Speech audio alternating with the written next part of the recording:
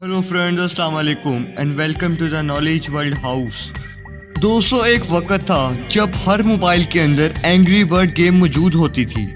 Angry bird एक brand बन चुकी थी, इसके खिलौने भी बनना शुरू हो गए थे, मूवीज भी रिलीज हो गई, यहाँ तक कि एंग्री बर्ड के नेम से एक पार्क भी बन चुका था। बच्चे हो या बड़े, सब इस गेम को शौक से खेला करते थे। लेकिन आज एंग्री बर्ड बिल्कुल इररेलेवेंट हो चुकी है। लेकिन ये सब हुआ कैसे? दोस्तों, 2003 में यूरोपियन मुल्क फिनलैंड में 3 गेम्स डेवलपर रहा करते थे, यानी कि ये लोग गेम्स बनाया करते थे। इन तीनों ने मिलकर एक मोबाइल गेम कंपनी बना ली, जिसका नेम इन्होंने रोवियो रख दिया। ये लोग मोबाइल गेम्स बनाना शुरू हो गए।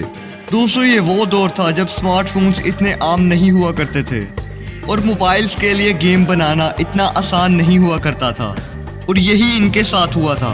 अगले कुछ सालों में इनकी कंपनी ने 51 गेम्स बना ली थी, लेकिन कोई भी गेम चल ना सकी। इनकी कंपनी शदीद नुकसान में जा रही थी, और फिर इनकी 52nd यानी कि 52वीं गेम मार्केट में आई। दोस्तों, इसका नेम एंग्री बर्ड्स था, जिसने इन तीनों की जिंदगी बदल के रख दी थी। ये 2009 की बात है जब इन तीनों ने एंग्री बर्ड्स गेम बनाई थी। ये ऐसी गेम थी जिसके अंदर परिंदों को फेंक कर चीज़ों को तोड़ा जाता था। सिंपल मगर बहुत ही इंटरेस्टिंग गेम थी। दोस्तों, कुछ ही देर में एंग्री बर्ड्स दुनिया की सबसे ज़्यादा डाउनलोड की जाने वाली गेम में से एक गेम बन चुकी थी। दुनिया भर में इस गेम के मुतालिक बात हो रही थी। एंग्री बर्ड्स की कॉपी भी बिकना शुरू हो गई थी, यानी कि एंग्री बर्ड एक ब्रांड बन चुकी थी। 2012 में एंग्री बर्ड्स ने तकरीबन $20 करोड़ कमा लिए थे। एंग्री बर्ड उस वक्त शोहरत की बुलंदियों पर थी। लोग एंग्री बर्ड्स के खिलौने और शर्ट्स वगैरह भी खरीद रहे थे। मगर फिर ऐसा क्या हुआ कि एंग्री बर्ड्स गुमनाम ही हो गई।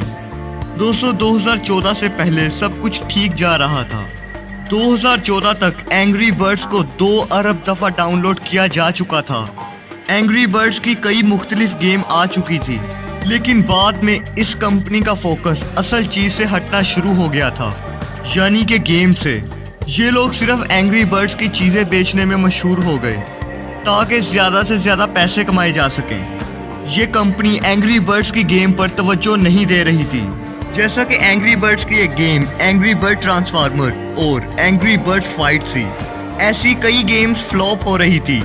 लोग इन गेम से बोर होना शुरू हो गए थे और एंग्री बर्ड्स की पॉपुलैरिटी कम होना शुरू हो गई थी, और रोवियो कंपनी एंग्री बर्ड्स की गेम बनाने में खास इंटरेस्ट नहीं ले रही थी।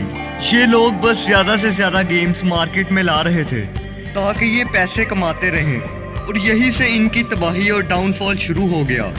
दोस्तों, 2014 में रोवियो कंपनी का प्रॉफिट बहुत ज़्यादा नीचे गिर चुका था। इनके टी शर्ट्स, खिलौने वगैरह भी बिकना बंद हो गए थे, और इस कंपनी को अपने 110 एम्प्लॉयज़ को कंपनी से निकालना पड़ गया। एक मसला ये भी था कि रोवियो कंपनी की कोई दूसरी गेम भी कामयाब नहीं हो सकी थी। इन्होंने अपना सारा इन्हिसार सिर्फ और सिर्फ एंग्री बर्ड्स पर किया हुआ था, और अब ये गेम भी फ्लॉप हो रही थी।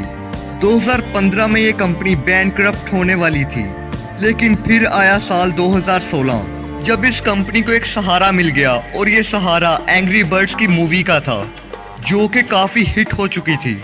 ऐसा लगने लगा जैसा कि एंग्री बर्ड्स फिर से एक बार ब्रांड बन जाएगा। लेकिन 2019 में इस कंपनी ने एक बहुत गलत फैसला ले लिया। इन्होंने तमाम पुराने फ़ोन से एंग्री बर्ड्स को रिमूव कर दिया, और इस तरह एंग्री बर्ड्स के बच्चे कुचे फ़ैन इस बात पे बहुत ज़्यादा गुस्सा थे, और यहाँ तक कि इस कंपनी को अपने फ़ैन से माफ़ी मांगनी पड़ गई। मगर दोस्तों, यहीं से एंग्री बर्ड बिल्कुल तबाह हो चुकी थी। दुनिया की सबसे बड़ी मोबाइल गेम आज बिल्कुल इररेलेवेंट होकर रह गई है। आप लोग मुझसे इंस्टाग्राम पर भी कॉन्टैक्ट कर सकते हैं, जिसका लिंक आपको डिस्क्रिप्शन में मिल जाएगा। अगर आप लोग मेरे चैनल पर न्यू है तो मेरे चैनल को सब्सक्राइब कर दें। वीडियो अच्छी लगी हो तो वीडियो को लाइक कर दीजिएगा, साथ में बेल आइकन को भी दबा दीजिए। आज की वीडियो में इतना ही, मिलते हैं किसी और इन्फॉर्मेटिव वीडियो में। अल्लाह हाफिज़।